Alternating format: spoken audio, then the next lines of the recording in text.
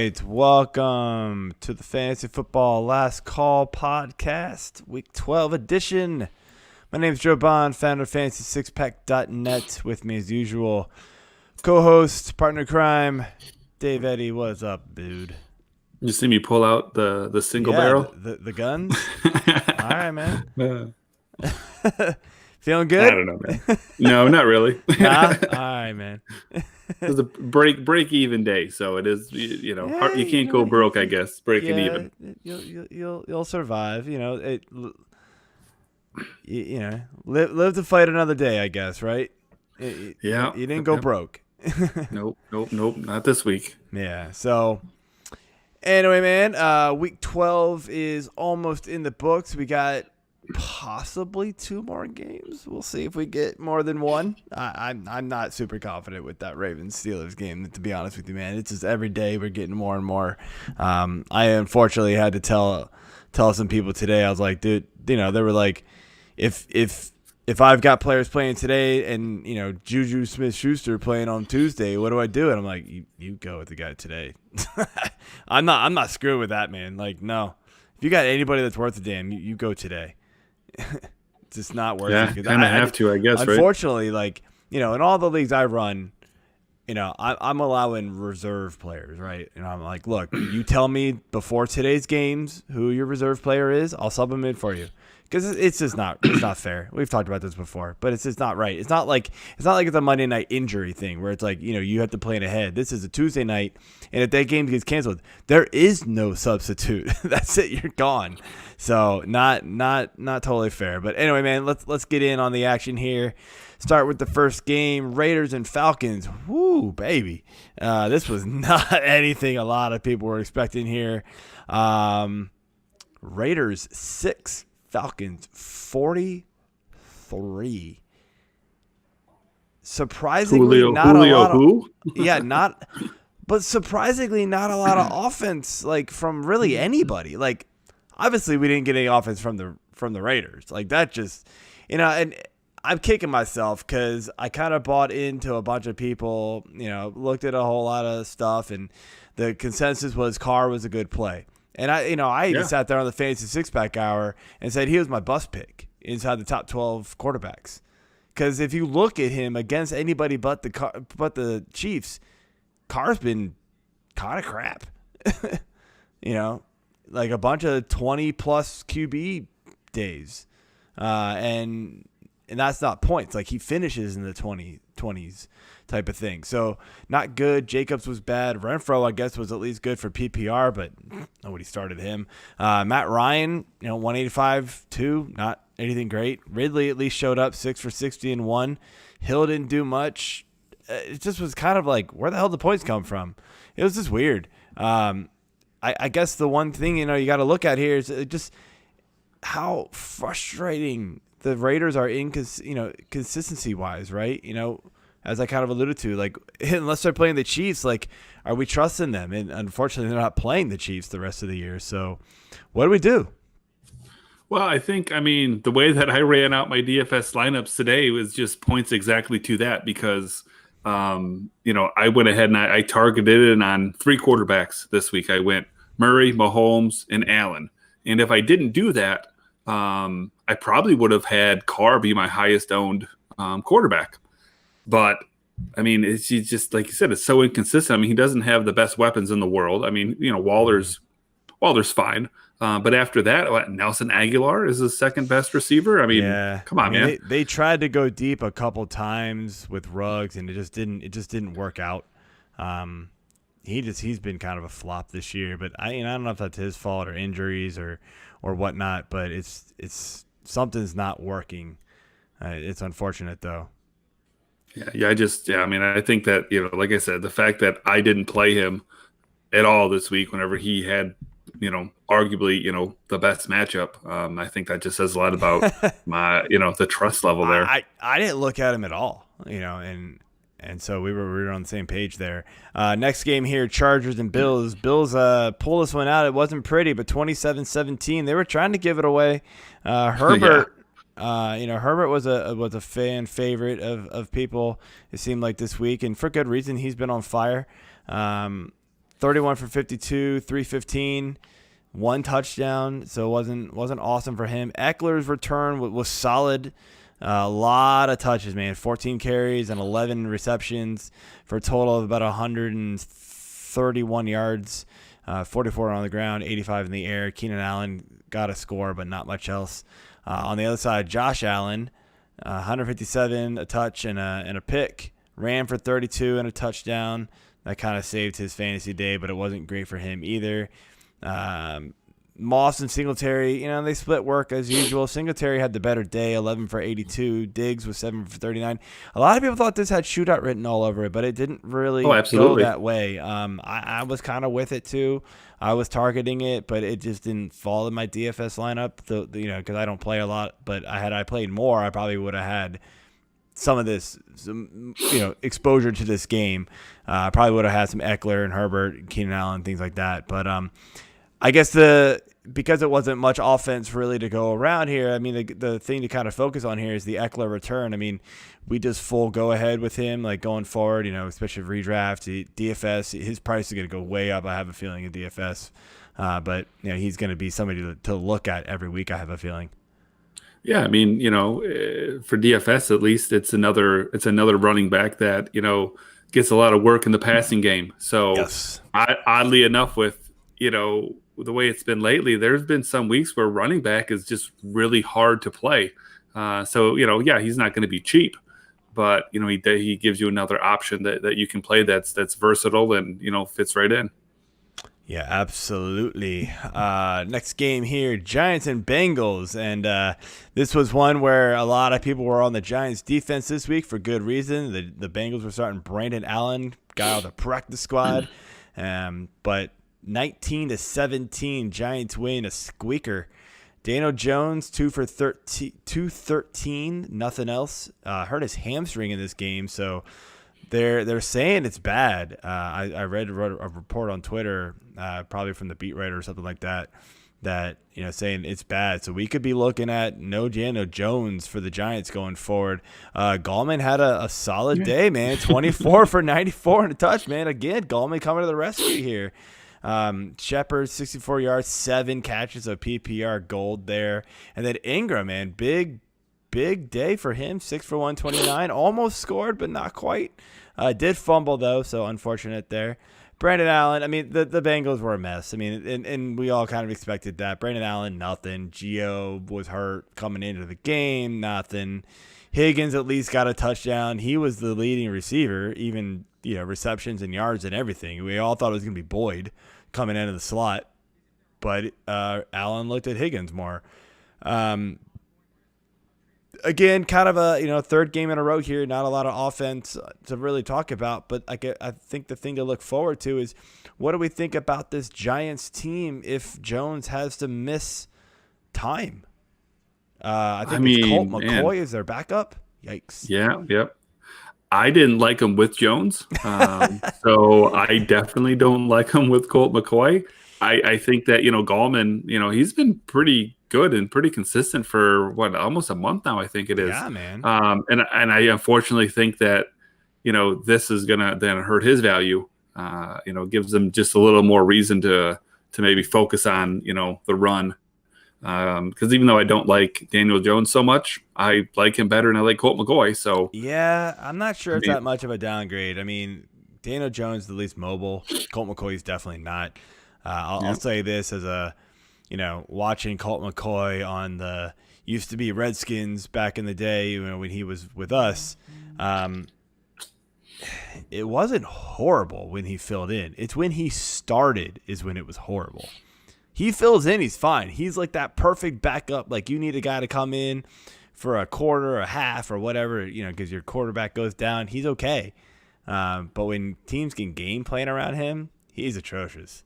It's not good. So I don't know what to expect here. I'm not feeling good things for the Giants going forward if I ever was. So Titans Colts. Big scores here. Titans 45, Colts 26. Kind of an odd shootout game. I don't think this had shootout kind of screaming from the bleachers here, but I kind of thought it could be a high scoring game. Now the points came from probably not the place you expect them to come from with this many points, and it was all Derrick Henry, and it was all in the first half. 178 yards, 4 touchdowns on the ground. Now one was kind of a pass, but they gave him the rush. Called it a lateral.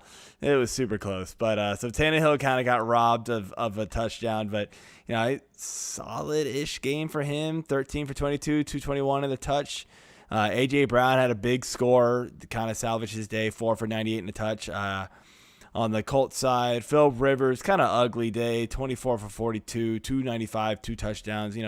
Saved it there, because he had volume. Brissett saw a lot of snaps today, which was interesting, I thought, and we'll get to that. He was getting short yardage work. Yeah, but he saw a lot of snaps where he was getting the short yardage. They were, just subbing out Rivers a lot for that. Hines filled in admirably, I guess. Got. Obviously, the running game was out the window for the Colts pretty early in this game, so they had to play catch up.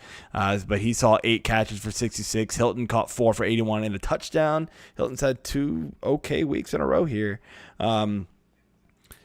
First off, just we're all bowing down to King Henry, man. Let's just give it to the guy, right? There's nothing else to say here about him, but you got to give credit to that. But what do you think about Rivers in this Brissett mix-up here, man? I don't know. Obviously, Rivers isn't a target of mine any week. Neither is Brissett, obviously. He never will be. But, if Brissett is going to get this much work, we were both sort of on Pittman this week. Does this just make you think, no, thank you for guys like Pittman? And even if Hilton was on your radar, no, thank you to him. Is this even more of a reason to go against the Colts receivers? No, I think it's a different position. I think it's a running back, man. Because he when they get down to first and goal inside the 5, Brissett comes in and he's sitting there taking and rolling out or just straight up running the ball himself, and he's taking away touchdowns from those backs. So he's not coming in passing situations. He's coming in a situation where you have a mobile quarterback, so you have to defend both, because obviously that's Rivers' weakest point. So as a Hines owner this week in DFS, when they got behind, I was like, okay, well, great. Now he's going to get more carries. And then they get down at the goal line and he's in the game, and then they bring Brissett in, and it's like, oh, come on, man. And then, Brissett runs it in. That's a good point. Walker's a touchdown. All right, nice game here. Browns and Jags. Browns 27, Jags 25. Much closer game than I think a lot of people thought. Baker just kind of making it happen. First good weather game for them, and it feels like a month, so good to see that. Yeah. And we saw Landry take full advantage of that, 8 for 143 and a touchdown, so a huge day for him. Chubb, 19 for 144 and a touchdown. Hunt didn't do a whole lot, so I was sort of on the, maybe Hunt will eat this game, because I thought they'd get up pretty big and just kind of run with both. I wasn't the only person who thought that, but glad you talked me off of that. Obviously, Mike Glennon started for the Jags, and this is a big reason why people thought it was going to be a big blowout for the Browns. Nothing great. 235 and 2. It's okay. James Robinson just does James Robinson things. It doesn't matter what game it is, man. He's going to get his work. 22 for 128 in the touch, caught 5 for 31. Just a good day, man. And then rookie Colin Johnson caught his first touchdown pass of the NFL. Congrats, brother. No idea who you are, I'll be honest. But congratulations. Would you believe me if I told you that I took down a low-entry tournament today and I had Colin Johnson in my lineup? No, I wouldn't. I'll screenshot it to you. Yeah, all right. Absolutely. I had Glennon, Eifert, and Colin Johnson stack. Nice. That was rando. All right. It gave me Henry and Hill, so that's why I won. Yeah, that'll work. All right. So back to the Browns, right? This is again first good weather game. I mean, they've been playing in wind and hail and sideways rain and you name it, dude. It's been bad for them for the last few weeks. And the passing game has been nothing for obvious reasons. With this kind of performance, right now, Baker didn't light the world on fire, but we saw Landry do really good things. Hooper was in the mix. Do we kind of trust this passing offense at least a little bit? It's going forward, or are you still just kind of steering clear of it if you can? Well, I mean, they're definitely a running team, and on the Sunday School podcast that we recorded yesterday, Landry was one of my plays, because his point totals at least had been down, over the past month. But when you look into the numbers, he wasn't seeing many overall targets, but still his market share was high. I think he was still at, was it like 29% market share, which was still like the sixth highest in the league. So as far as, number of team targets, he was still getting, targeted, highly. It's just there wasn't a whole lot of them because of, like you said, all the weather. So I don't know that I would say I trust the passing game at all, because they have two, basically elite backs. But as far as like Jarvis in general, I mean, he's one of the highest market share receivers in football. So yeah, I would say you can trust him about as much as anybody. At least, on that offense. I gotta ask you, because look, having a large percentage of your team's targets is obviously a very good thing, right? But is there something to be said, and just want to get your take on it, like some targets are better than others, right? So like, I see, like, I saw somebody on Twitter the other day say like rookie target share for the last couple weeks, like Denzel Mims was top, right? For like team targets. Well, but that's, and I was like, but some targets are better than others. So like, I'm sitting here going like, but do we really care about Denzel Mims like getting passes from Joe Flacco over like Justin Jefferson? Not that Christian Kirk is like awesome, but he's way better than Joe Flacco, I would imagine. So like, yeah, Landry's getting a ton of targets from Baker. Baker's okay, but Baker's throwing the ball, 29, 30, 25 times a game. So, like, that percentage isn't – do we always want to look at percentage, or do we want to look at total targets more? Well, I mean, I guess it depends. Like if you've got somebody like what's a good example? Like Carolina, for example. Like Carolina is very much like very consolidated in their offense. So the only people that really see the ball, outside of whether it's Davis or McCaffrey, is either, Moore, Samuel, Curtis Samuel, or Robbie Anderson. So their market share itself is, a lot closer. And so they're, it'll be a lower percentage than like a Landry. But they each individually get more targets. So then it really comes down to a matter of, if Baker does have to throw the ball 50 times, give me the higher percentage nonetheless over the numbers. So at the end of the day, I mean, number of targets is obviously theoretically better, but I would still rather have the Hyatt market share. It just means, that's like the go-to guy, Yeah, no, I just asked the question because I feel like sometimes we can, teach the listeners and good to hear it on my end and you think through it too. So next game here, speaking of the Panthers, Panthers Vikings, very, very close game, 28-27. Teddy Bridgewater does not beat his old team. Teddy's return threw about 50%, 267, a touch and a pick. Davis, 55 yards, caught 3 for 24. Robbie Anderson, 94 yards and a touchdown. Kirk got 307 and 3 touchdowns. And just to piss off all the Dalvin Cook owners because he was heavily used in DFS, and for good reason. The Panthers' run game is atrocious. 61 yards on the ground for Cook, caught 4 for 21, so not getting it done.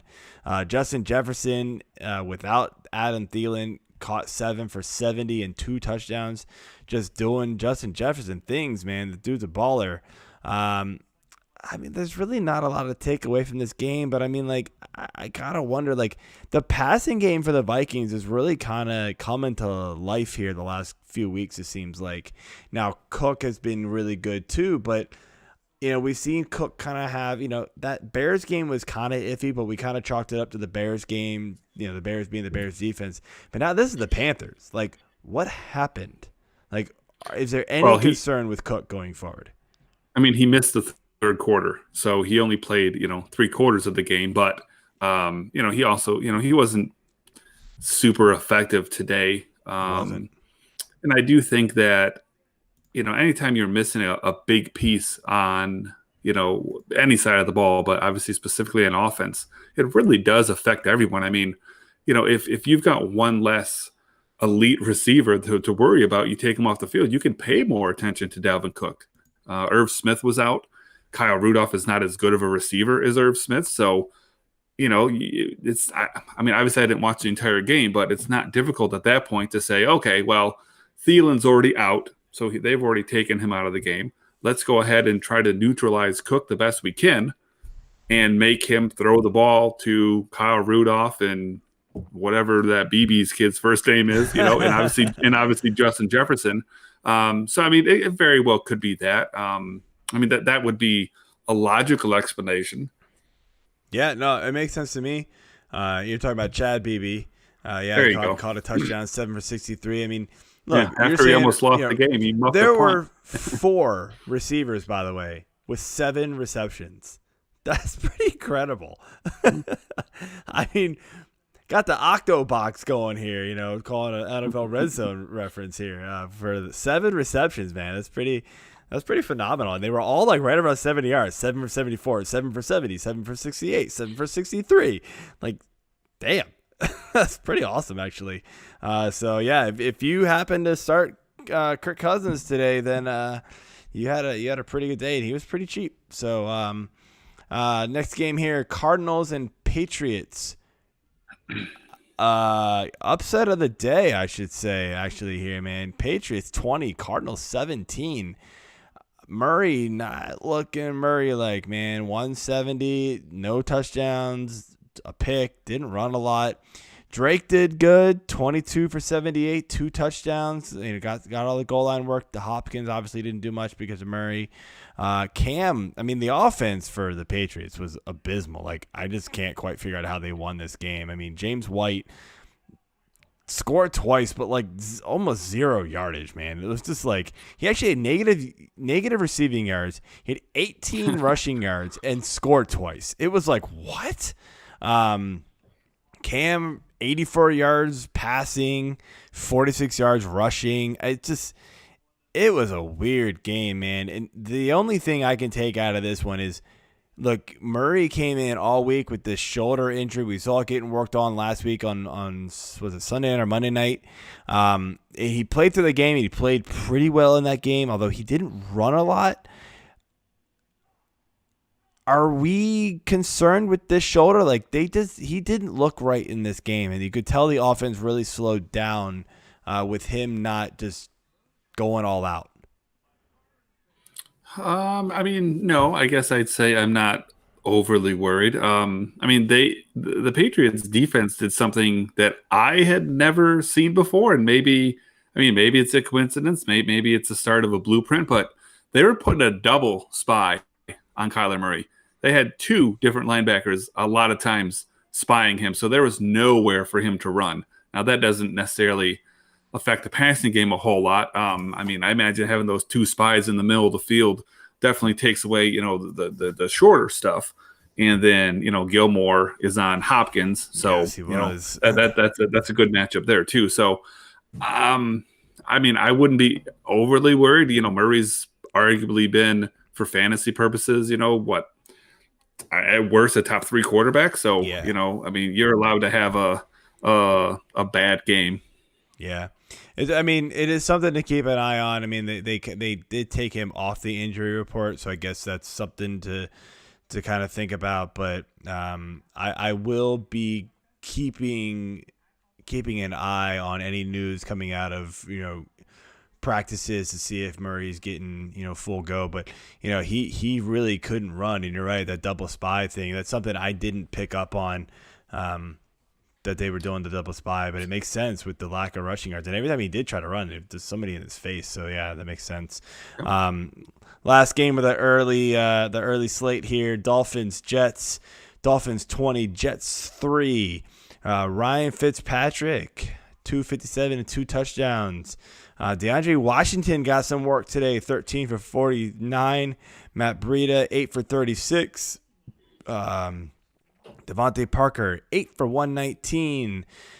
These receivers are just better with Fitzpatrick back there, pretty much to be expected. We all kind of like them better with Fitzpatrick, but Tua is going to be the guy going forward if he's healthy. Gesicki caught a pass in the end zone, so kind of saves the day there. Darnold 197, 2 picks, Gore 18 for 74. Perryman 4 for 79, Mims 4 for 67, kind of DFS purposes there to bring that up. Look, there's really not a lot to like about the Dolphins, fantasy wise. I guess, Parker's sort of an interesting sort of salary saver, mid receiver range type of player. But if Tua's back there, like, is Parker a target of yours? No, Parker's not.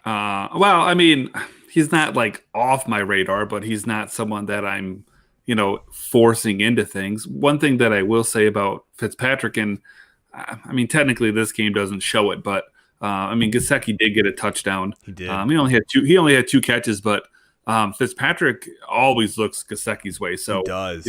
When he's in, you can definitely, add him, into your mix for tight ends, which is a tough spot. 5 targets. So yeah, so he gets more work than Parker he gets with Tua by far. Targets. Holy smokes! I just realized that. That's a lot.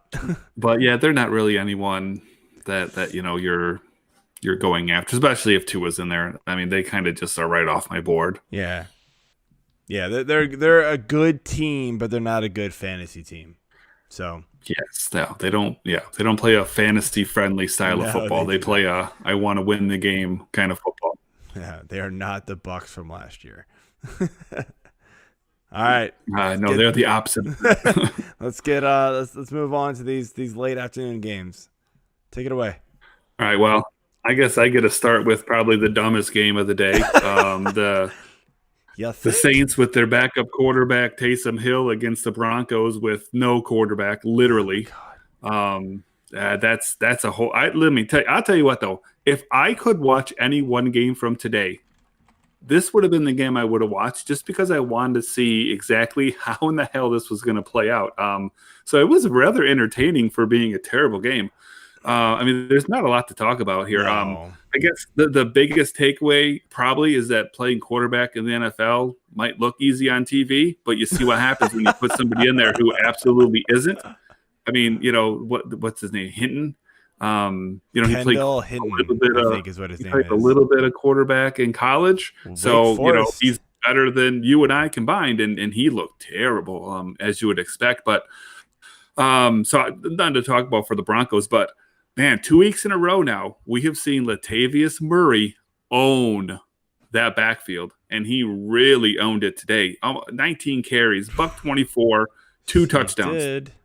That's a nice day. Kamara had 11 carries, 54 yards. He finally got a catch, but it was for negative -2 yards. So he's got 1 catch to the last 2 games on 3 targets. Yep. Not good, folks. Oh, if you're a Kamara owner, you're not feeling good about this. That's the biggest takeaway that we talked about it last week. That, we saw the 1 target, 0 catches. Taysom Hill, he just doesn't have the check down effect, that Breeze has, right? And they don't do those plays out like with Kamara. And what Hill does more often than not is he backs up, takes his 3-step drop, he looks at his first target, and if it's not there, he's taking off running up the middle. You would too if you were him. Right. I don't blame the guy. Huge. I'm bigger than Kamara. I'm going to run this ball. I get it. I kind of thought maybe Peyton would think better of that and game plan Kamara into it more, but they just decided, you know what, with Hill back there, we're gonna use Murray more, and we're gonna ground and pound it more so than anything. It was kind of unfortunate to see Michael Thomas kind of have kind of fall back down a little bit after a big game last week, but they didn't need to do anything in this game. The Broncos literally had no offense. I'm surprised they even got a field goal. They literally had to show up with the requisite number of players, and they were going to win. Yeah, it was bad. So, yeah. Yeah, next up we had 49ers 23, Rams 20. This was a pretty good game. Came down to a field goal at the end. Nick Mullins, 24-35, 252 and a pick. Mostert made his return. He got one in the end zone, 43 yards total. Him and Wilson kind of split carries, 16-12. Debo was back as well, and Debo had a game, man. Debo was that dude's a beast. That guy, he's awesome. Yeah, 11 catches, 133 on 13 targets there. Rams weren't so hot. Goff, almost 200 yards, 198, 2 picks. Cam Akers had a big game, or a big carry. He had 84 yards and a touch. Henderson out-touched him, but only 19 yards. And then Robert Woods did all right. He had 7 for 80 on 12 targets. But a lot of turnovers back and forth on this game.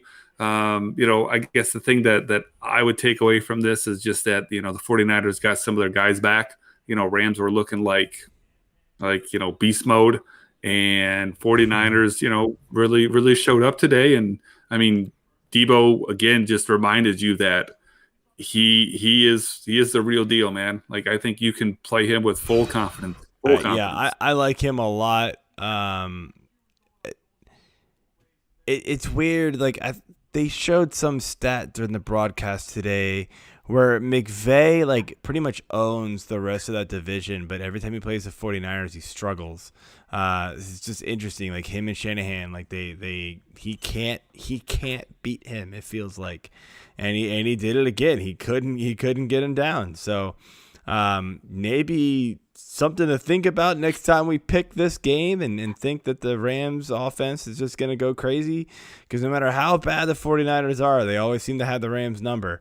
But yeah, it wasn't a good game either side. This was just kind of an odd offensive day. Like, there was 3 players that kind of blew up, and 2 of them were in the next game. And if you didn't have them, you're screwed. You lost.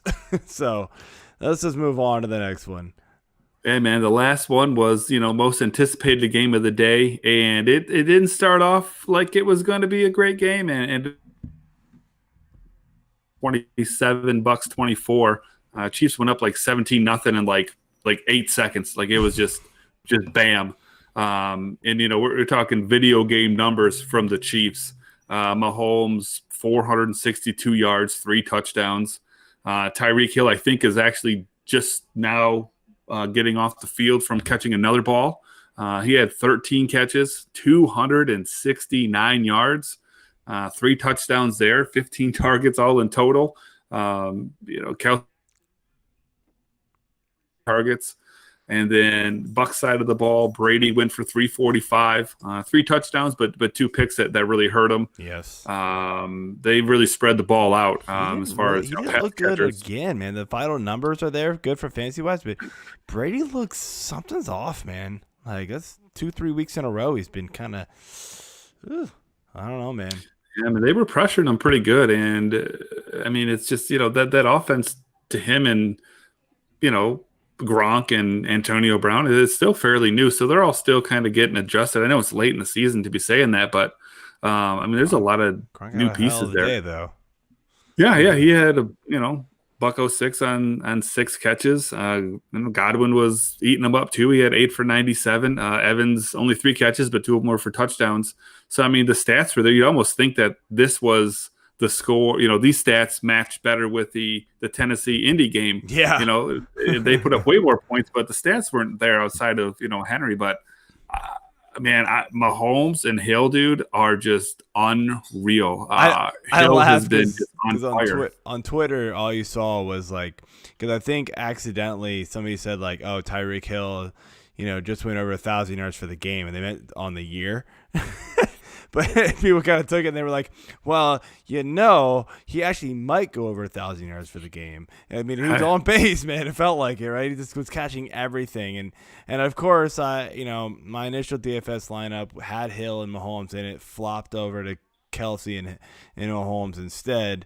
It was hard to own both. But honestly, if I had all three of those guys, I probably would have killed everybody.